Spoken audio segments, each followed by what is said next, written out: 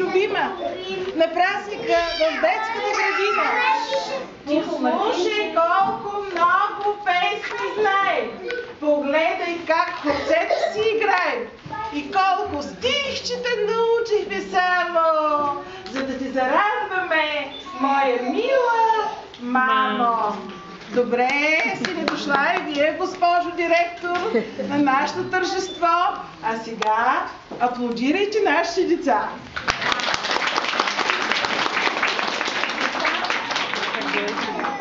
Мама, люлката ви е люляла. Мама нежни песни ви е пяла. Затова нека да я поздравим с една хубава песен, която е изпълнена с обич и благодарност към нея. Хайде, станете прави. Всички станете прави. С неговите глашета.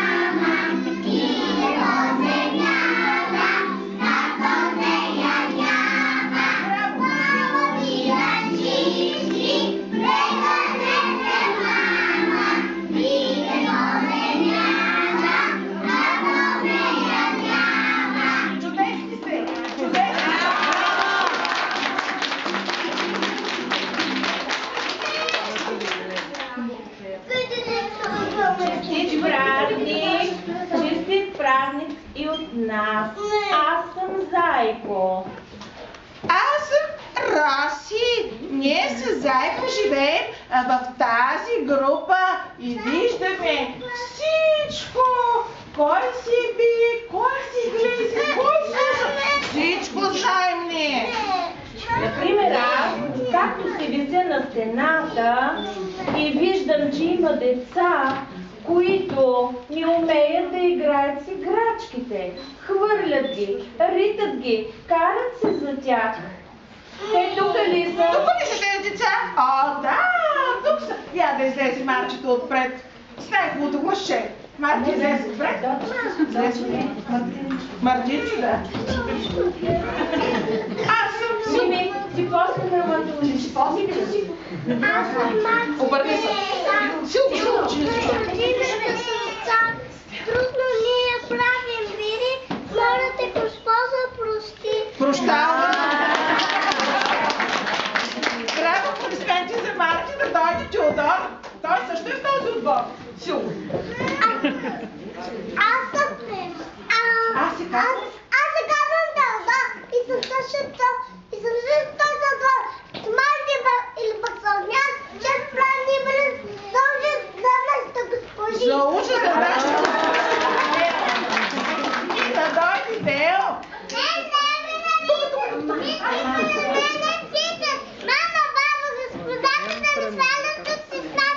Най-виден да си мокри аз глава без водата. Вярно е. Виждала съм го с мокра глава. Истината казва детето. Ама тези палъвници не само се мократ на чешмата, не само правят бели, ами и по цял ден тичат в галоп. Ей така. Хоп, хоп, хоп. Така си пее в песничката. Вие, деца, нали я знаете? Хайде да ни я изпеете. Крачета.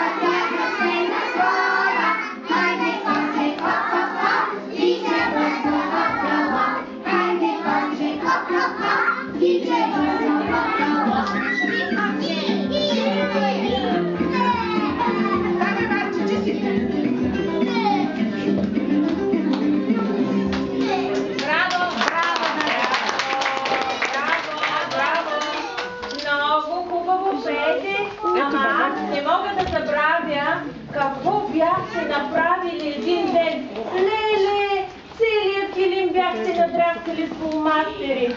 Зайо, а помниш ли, то не беше само там, ами и килима, и стените, и после как сприха госпожите. Ужас беше. А пък като почнат да плачат за майките си лели, просто се запушвах ушите. Чакай да ти кажа. Те вече спряха, защото си имат телефони и се обаждат на майките. Хайде, ало, мама. Телефоните. Грабвайте телефоните.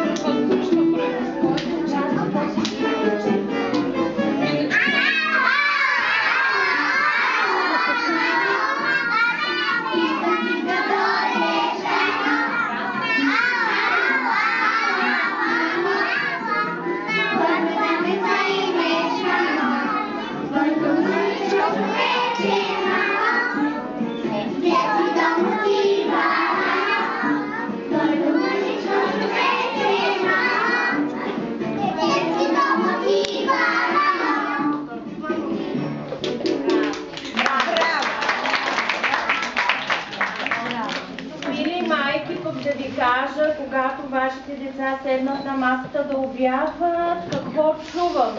Госпожо, това аз не го обичам. Госпожо, такова мама не ми прави. Да, бе, също като Бориславка. Я ела тук да кажеш. Хайде, Бориславче. Хайде, миличка. Тя си го знае хубаво. Хайде, миличка, към мама. Аз съм мамка Бориславца. Къде ми вижда зояца. Млето да пия, аз се ривам за тия. Дава ми джоките, трябва купито добре. Аз съм мама Бориславца. Къде ми вижда зояца. Аплодисменти за малката Бориславка. Браво. Ама, госпожо, да ви кажа, има и деца, които чакат някой да ги храни. Но ако продължават да не се хранят, ще си останат малки, като малките животни. Нали, госпожо Карпурова? Така е, да.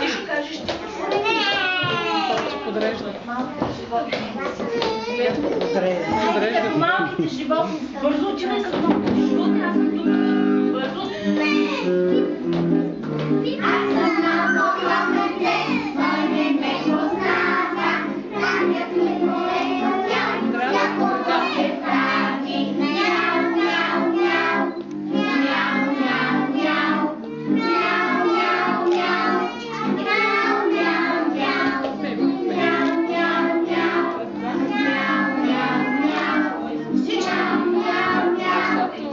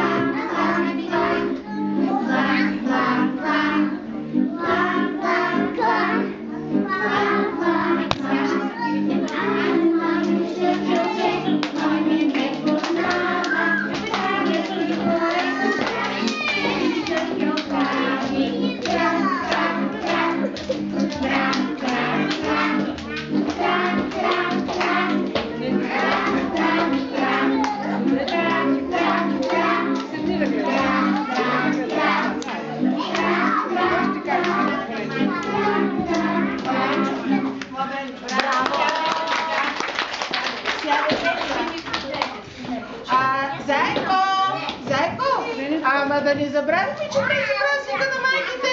Нека да ги похвалим тия деца, бе. Да кажем нещо хубаво, да зарадваме майките. Нали така, госпожо? Добре, тогава има ли в групата послушни деца?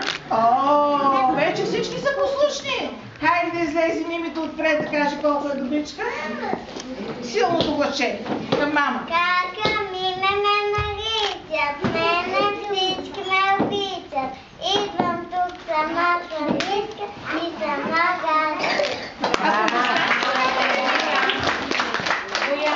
Хайде, Боянчо. Поклон, Боянчо, заповядай, сцената е твоя, ще си герой. Аз пък Сю. се Боянчо служак. Пагодите не обижа, вам на двора само ти. Скъпчета аз стря, цели градове зла. Алекс, я да видиш, ще му каже ли Алекс?